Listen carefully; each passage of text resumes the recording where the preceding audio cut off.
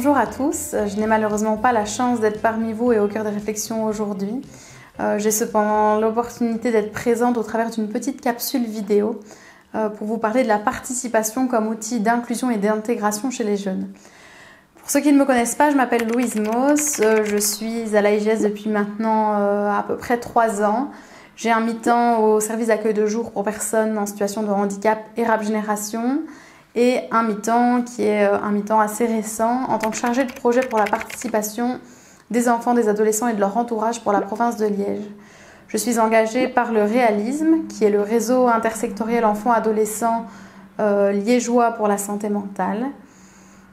Et la fonction que j'occupe, elle est en fait appelée coach participation par le SPF Santé, même si nous on préfère l'appellation chargée de projet en participation. Je suis donc aujourd'hui sous vos yeux pour aborder la thématique de la participation des jeunes et de leur entourage et pour vous parler un petit peu de cette nouvelle fonction. Donc cette nouvelle fonction est toute récente. Il y a un chargé de projet pour la participation par province. La province de Bruxelles est un peu plus chanceuse puisqu'elle en a 2. Sinon, il y a un chargé de projet à mi-temps pour chaque province. Et le but est d'être un petit peu facilitateur de l'implémentation des pratiques participatives chez les jeunes, avec comme finalité la facilitation à l'accès à l'aide et aux soins et la lutte contre la stigmatisation de la maladie mentale, entre autres. Cette fonction, elle est issue des nouvelles réformes de soins en santé mentale enfants-adolescents, le fameux guide vert, et elle émane en fait d'une étude qui a été menée sur tout le territoire belge et qui met en avant le fait qu'il y a besoin d'un facilitateur pour la participation sur le terrain. La question qui va nous occuper principalement pour commencer, c'est qu'est-ce que la participation? C'est une question relativement importante, même si on s'entend quand on entend participation, on comprend le concept. Malheureusement, il n'existe pas de réel consensus concernant cette définition. C'est d'ailleurs une des missions des chargés de projet en participation que d'en trouver une. Il aurait été intéressant de brainstormer tous ensemble et de pouvoir en débattre. Malheureusement, via une capsule vidéo, c'est assez compliqué. Mais en clair, la participation, c'est un concept complexe qui varie en fonction de la situation. Autrement dit, en fonction du contexte, la définition peut varier et peut être différente. Elle doit être adaptée aux différents paramètres, le but, le contexte, les acteurs impliqués, les moyens, etc.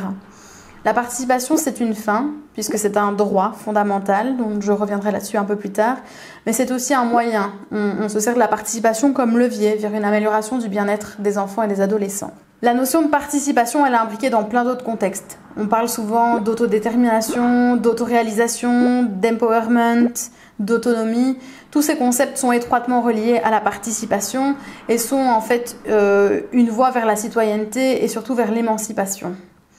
La participation doit être adaptée aux caractéristiques spécifiques des jeunes et à leurs éventuelles problématiques de santé mentale. Évidemment, on ne fera pas le même type de participation avec un enfant de 7 ans qu'avec un enfant de 17 ans. Pour parler de participation, ce qui est le plus imagé, c'est l'échelle de participation. En fait, il existe plusieurs théories, plusieurs échelles de participation. On parle parfois de disques de participation. L'idée de l'échelle est très intéressante. Si vous surfez un petit peu sur le net, vous verrez qu'il y a plusieurs échelles de participation avec différents niveaux. Ici, vous verrez sur cette capsule un exemple parmi d'autres. Si on prend cet exemple d'échelle, la participation réelle commence à l'échelon 4 ou 5. Et donc, l'échelon ultime, c'est la codécision, c'est l'échelon que tout le monde veut atteindre. On utilise l'image de l'échelle puisqu'il faut y aller petit à petit, échelon par échelon, on ne peut pas arriver directement à de la codécision. Et le but ultime, c'est d'arriver en haut de l'échelle sans se casser la figure, mais d'arriver à la codécision. Quand on parle de participation, on s'intéresse aussi à différents niveaux de participation. Il y a le niveau micro de participation qui est le niveau individuel, le niveau méso qui est au niveau du réseau, au niveau de l'organisation des services, et le niveau macro qui est le niveau des décisions gouvernementales et politiques. Ce qui est important de savoir au niveau de la participation, c'est que la participation est un droit. Elle est ratifiée dans plusieurs législations, notamment dans la Convention internationale des droits de l'enfant, qui considère que la participation de l'enfant est un droit fondamental.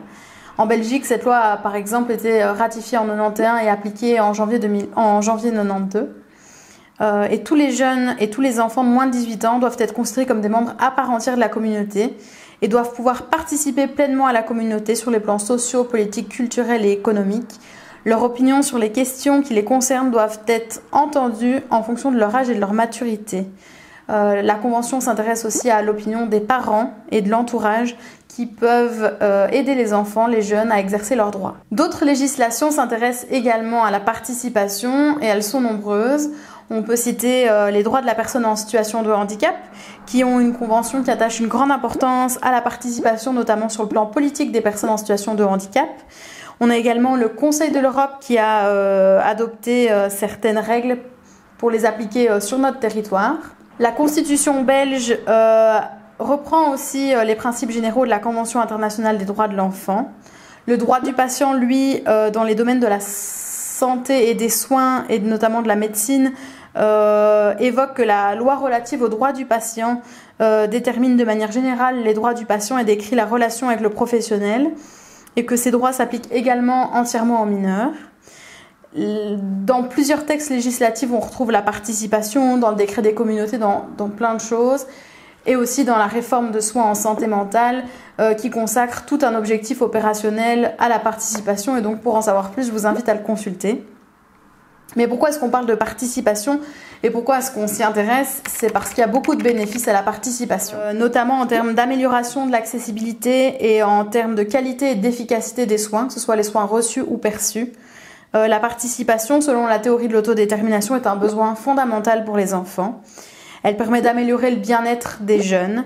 Elle permet aussi d'être entendus et surtout de se sentir entendus. Les enfants sont experts de leur propre vécu, ce qui est complémentaire au regard du professionnel et donc qui nous permet d'avoir une meilleure compréhension des jeunes de manière générale, mais aussi du jeune dans son individualité. C'est notamment une évolution dans nos métiers. La participation, elle est vecteur de motivation et d'implication, notamment quand on parle de soins. Elle permet d'avoir une meilleure qualité de soins. Elle permet aussi une meilleure connaissance du réseau d'aide, de soins et un meilleur accès à ces derniers. Elle permet de diminuer la stigmatisation de la maladie mentale et la peur, et toute la peur qui gravite autour. Les enfants et les adolescents, il ne faut pas oublier, sont les citoyens de demain et la participation permet de les aider à développer leur esprit critique. Les enfants ont une créativité différente et une ouverture d'esprit différente de celle des adultes. Et c'est très intéressant de pouvoir faire coexister les idées de tout un chacun.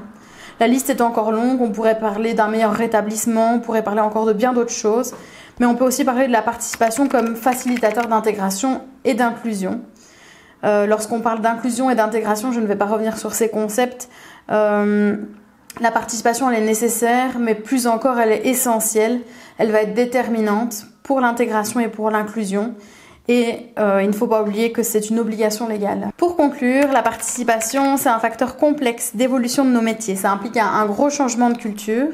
Bien que l'efficacité de la participation soit largement scientifiquement validée et démontrée, le changement de paradigme est important, notamment chez les enfants et les adolescents, puisqu'il y a encore quelques années, quelques siècles, quelques décennies, l'enfant était considéré comme un être dénué de capacité à penser et de conscience. Aujourd'hui, on tend à considérer l'enfant, le jeune, comme un expert de ce qu'il vit, même s'il y a beaucoup de freins qui sont engendrés par cette vision. Le patient, l'usager, l'enfant, il devient acteur de son traitement, de son rétablissement. La participation, c'est un sujet dont on pourrait parler pendant des heures, dont on pourrait surtout débattre. Lorsqu'elle s'adresse aux enfants et adolescents, elle chamboule souvent nos idéologies, notre zone de confort, surtout en tant que professionnel. Il y a encore des années, la place du patient, du bénéficiaire n'était pas centrale dans l'accompagnement. Aujourd'hui, donner un pouvoir de codécision à un patient, à un parent ou à un enfant ou à un adolescent, ça bouscule l'idée que le professionnel est détenteur du savoir ultime et du pouvoir ultime. La relation change et la relation devient un partenariat. On parle d'ailleurs de patient-partenaire. La participation doit se développer par contre avec prudence. Les règles doivent être établies et préétablies au préalable. Il ne faut pas oublier que les enfants et les adolescents ont besoin d'un cadre, d'une structure, que c'est sécurisant et essentiel pour eux. La participation ne devrait nullement être le débat des politiques actuelles autour du culte de l'enfant roi puisqu'elle est tout autre chose. Elle nécessite des prérequis tels qu'une formation par exemple afin de ne pas faire n'importe quoi, de ne pas tomber dans les pièges de la participation. Par exemple la participation factice. Quel est l'intérêt de faire participer un enfant sans lui faire de retour ou sans prendre en compte son avis? Cela n'a aucun intérêt. La participation, c'est une nouvelle constante dans nos métiers qui évolue sans cesse. Durant la pandémie, les droits à la participation de tout un chacun ont été un peu mis de côté, voire compromis. Ceux des enfants et des adolescents encore plus. Leurs voix, leurs cris d'alerte n'ont pas été écoutés ou difficilement entendus. Et en résulte, même si ce ne sont pas les seuls facteurs, aujourd'hui une augmentation inédite des troubles de santé mentale de manière générale, mais qui touche notamment les enfants et les adolescents. Nous devons apprendre à faire avec eux et leur laisser une place. On ne cite plus la célèbre phrase « Tout ce que tu fais pour moi, si tu le fais sans moi, tu le fais contre moi ». Et cela afin de veiller à l'intégration et à l'inclusion de tout un chacun à tout âge de la vie. Je vous remercie pour votre attention et je reste à votre disposition via mes coordonnées qui seront à la fin de la capsule.